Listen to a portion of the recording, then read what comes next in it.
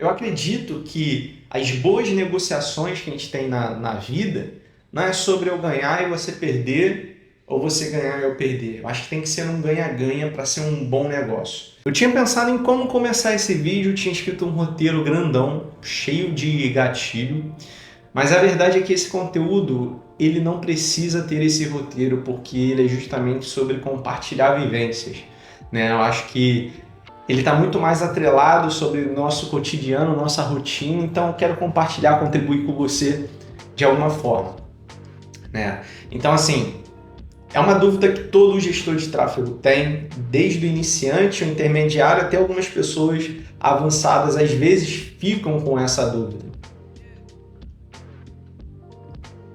Isso é totalmente natural, né?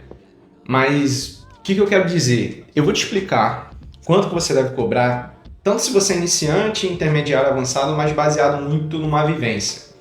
Mas o primeiro ponto é o seguinte: nós, como seres humanos, todos nós temos crenças limitantes, né?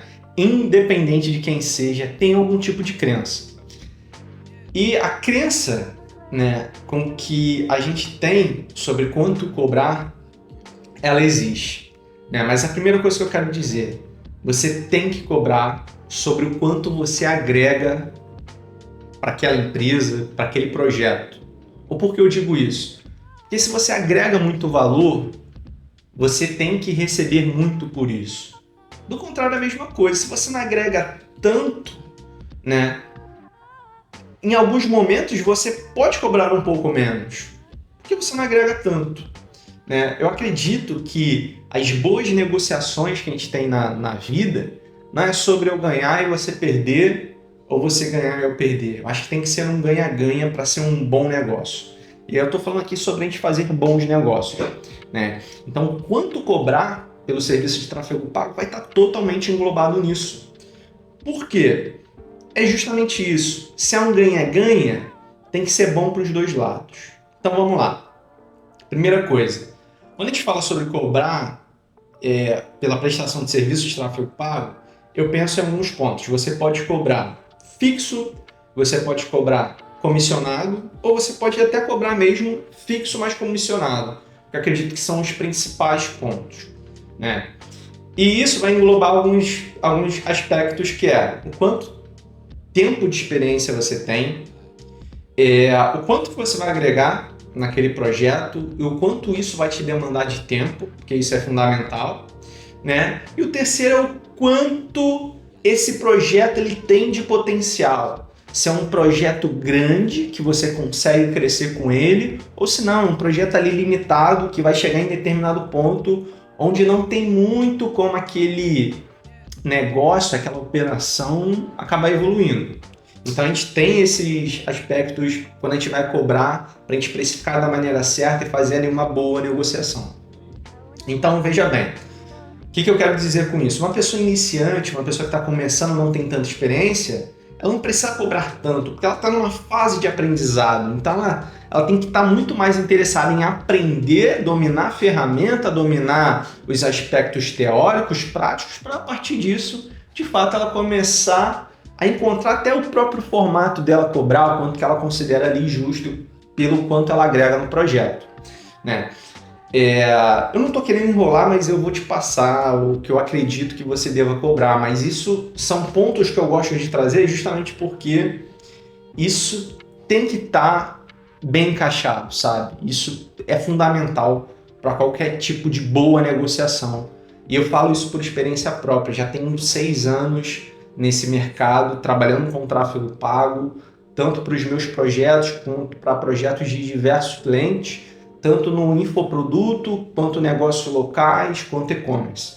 Então vamos lá. Hoje, se eu estivesse iniciando, quanto que eu cobraria?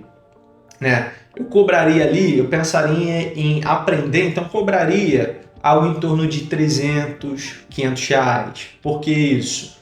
Porque o mercado em si, né, você vai conseguir pegar boa fatia, né? Negócios locais, pequenas empresas, eles conseguem pagar 300, 500 reais, que isso é tipo 25% menos até do que um funcionário, se ele botasse um funcionário só para fazer tráfego pago. E são empresas que não demandam tanto, né, tanta energia assim de estratégia mirabolante, não. Às vezes são empresas que vão botar ali 3 anúncios rodando e é suficiente, porque dá tempo de você estudar e desenvolver isso ao mesmo tempo. E aí eu iria mantendo essa faixa de 300 a 500, eu sem experiência, né, até fazer ali uma quantidade legal de clientes, chegar no nível próximo do intermediário.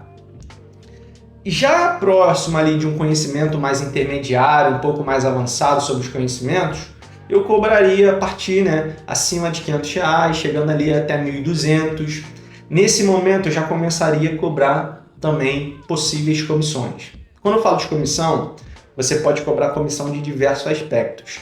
Como que eu trabalho? Pode ser tanto comissionado sobre os ganhos, os resultados que a gente gerou, ou proporcional ao trabalho executado, que é sobre o valor investido em tráfego pago. Porque pensa comigo, se tem baixo investimento em tráfego pago, teoricamente você tem menos trabalho. Quando você tem muito volume de investimento em tráfego, acaba que você precisa ser mais atencioso, precisa trabalhar mais, gerir melhor aquele tráfego para fazer os investimentos de maneira mais assertiva. Então, sim, eu cobraria percentual ao valor investido em tráfego. Se a gente está falando aqui, a pessoa investe 10 mil, vamos supor, se eu cobro 10% do valor investido em tráfego pago, seria os 1.200 fixos mais os R$1.000. Se a pessoa investe 100 mil, seria os 1.200 fixos mais R$10.000. E quando eu falo de ganha-ganha, isso é importante porque o comissionamento ele também tem que ser realístico, né? Ele tem que ser um valor real. Ninguém vai virar para você, vamos supor, cara, vou fazer um investimento aqui de 1 milhão em tráfego pago, vou te pagar 25% do valor investido em tráfego, né? Porque aí a gente está falando ali de 250 mil. Pô, isso é um pouco contraditório com o que eu falei sobre crenças limitantes, mas isso é justamente porque o que eu quero trazer para você. Não adianta também querer cobrar valores absurdos, sendo que não é real da operação. Essa pessoa ela precisa ter um lucro, ela tem a margem. Então você pode ser até jogar mais aberto com a pessoa. Cara, ó, tô pensando aqui, sei lá, em 10%. Vamos fazer algumas projeções, isso é factível, isso é possível para você? Negocia, a gente está falando aqui de comissão, a gente não está falando do fixo. O fixo você pode ter ali seu valor definido e bater o martelo, mas o comissionamento você pode ser mais flexível para fazer uma boa negociação. E se eu fosse mais avançado, né? Que é hoje o cenário, cara, eu cobraria acima dos 1.200, né?